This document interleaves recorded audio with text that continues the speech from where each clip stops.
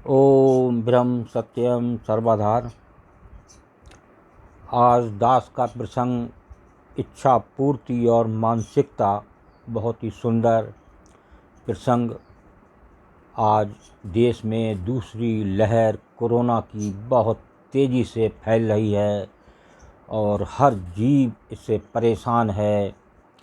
नित्य प्रति जो है वो सब सख्ती की जा रही है। तो ऐसे में एक प्रभु के चरणों में नित्य अपने मन और चित्त को लगाएं, ताकि एक कृपा प्रभु की आपके ऊपर बनी रहे।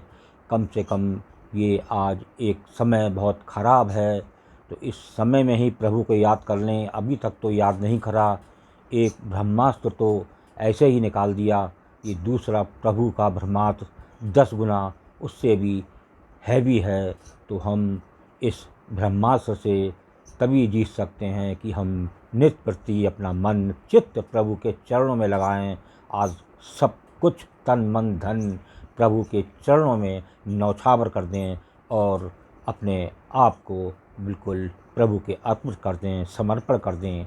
और एक आगे आपकी भावना एक प्रभु से जुड़ी रहे, तो नित्य प्रति प्रभु की कृपा आप पर बनी रहेगी।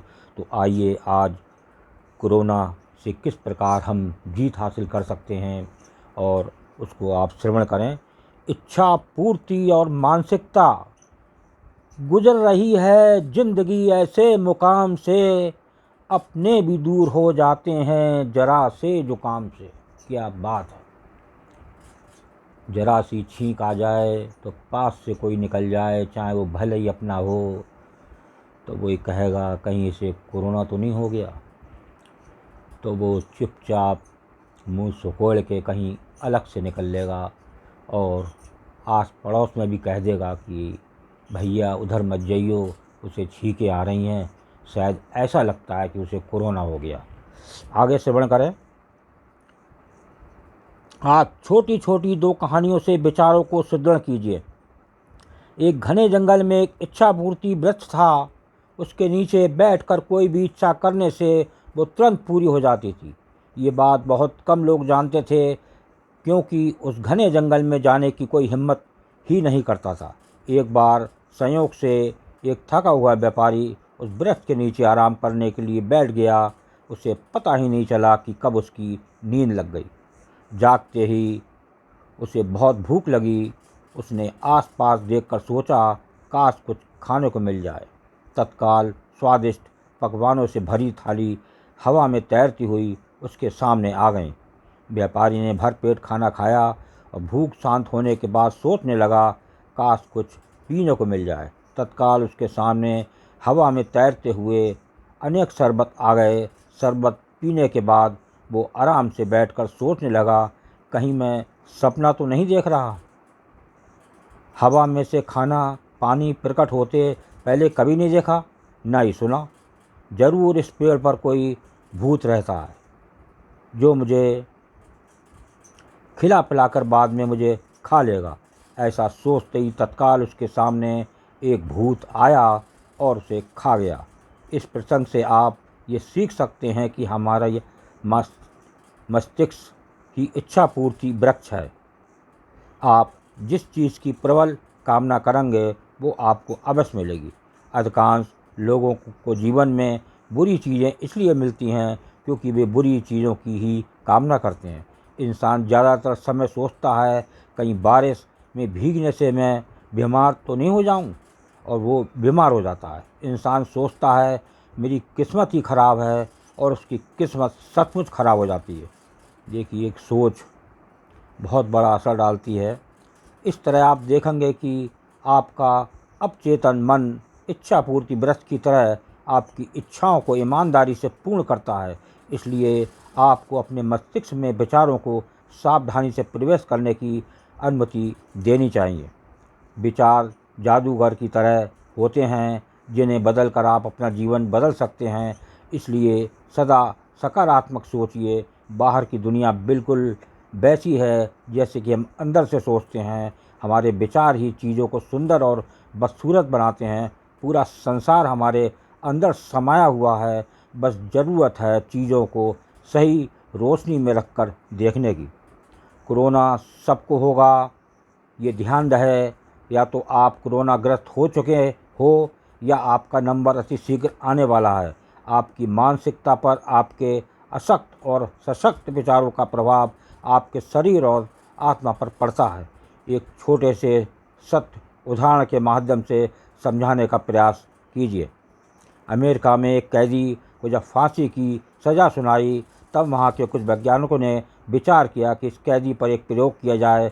तब उस कैदी को बताया गया कि उसे फांसी के बजाय विषघर क्रोवा से उसको मारा जाएगा। फांसी वाले दिन उसके सामने एक बड़ा विषघर सांप लाया गया तथा कैदी की आंखों पर पट्टी बांधकर कुर्सी पर बांध दिया गया। उसके बाद उसे सांप से न डसवाकर सेफ्टी पिन चुभाई गई।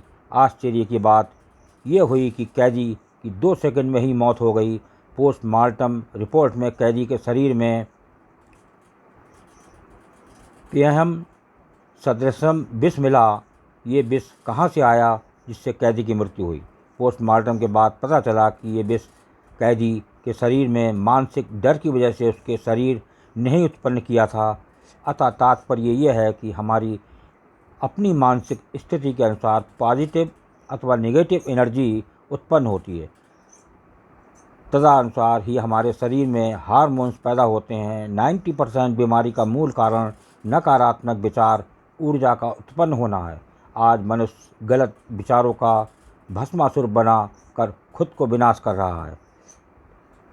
मेरे मतानुसार कोरोना को मन में न लगाओ। 5 वर्ष से लेकर 80 वर्ष तक के लोग नेगेटिव हो गए हैं। आंकड़ों पर न जाएं, आधे से ज़्यादा लोग व्यवस्थित हैं। मृत्यु पाने वाले केवल कोरोना की वजह से नहीं, बल्कि उन्हें अन्य बीमारियों की थीं जिसका मुकाबला वे नहीं कर सके। ये याद रहे, कोरोना की वजह से कोई भी घर पर नहीं मरा, सबकी मृत्यु अस्पताल में ही हुई। कारण अस्पताल का वातावरण एवं मन का भय। इसलिए अपने विचार सकारात्मक रखें और आनंद से रहें। मैं भी अपनी पत्नी के साथ हॉस्पिटल में 9 दिन रहा। मुझे भी कोरोना ने अपने शिकंजे में जकड़ा।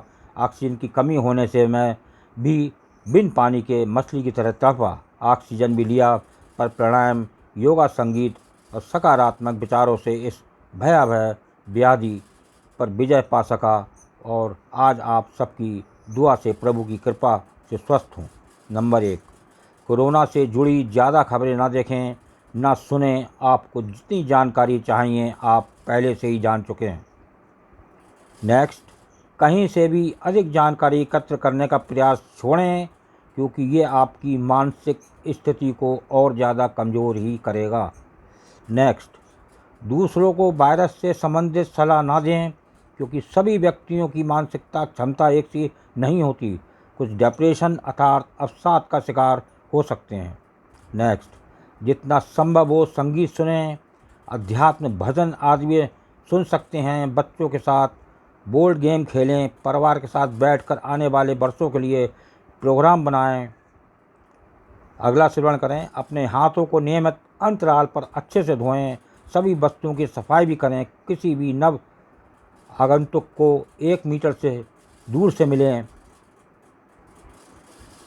अगला श्रवण करें, आपकी नकारात्मक सोच विचार की प्रवृत्ति डिप्रेशन बढ़ाएगी और वायरस से लड़ने की क्षमता कम करेगी। दूसरी ओर सकारात्मक सोच आपको शरीर और मानसिक रूप से मजबूत बनाकर किसी भी स्थिति या बीमारी से लड़ने में सक्षम बनाएगी।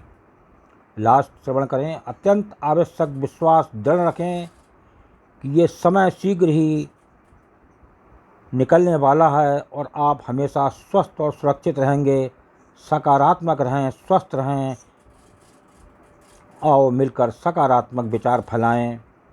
देखिए, एक सोच जो है वो एक अच्छी होना चाहिए, और जो सोच हो एक प्रभु के चरणों में, जो हमारी प्रभु की आज्ञा हो उसके अनुसार अपना जीवन यापन करें। निश्चित ही कोई दुख नहीं होगा और प्रभु उसको हर तरीके से अच्छा ही अच्छा करेंगे। ये लेकिन एक जो है प्रभु के चरणों में नित अपने मन को तो लगाना ही पड़ेगा अगर इस कोरोना से जीत करनी है। ओम ब्रह्म सत्यम सर्वदा। दास कागड़ी चैनल अच्छा लगा हो तो इसे सब्सक्राइब करें, बेल प्रेस करें, लाइक करें, शेयर करें ताकि आगे आने वाला वीडियो सर्वप्रथम यूट्यूब में मिले। ब्रह्म सत्यम सर्वदा।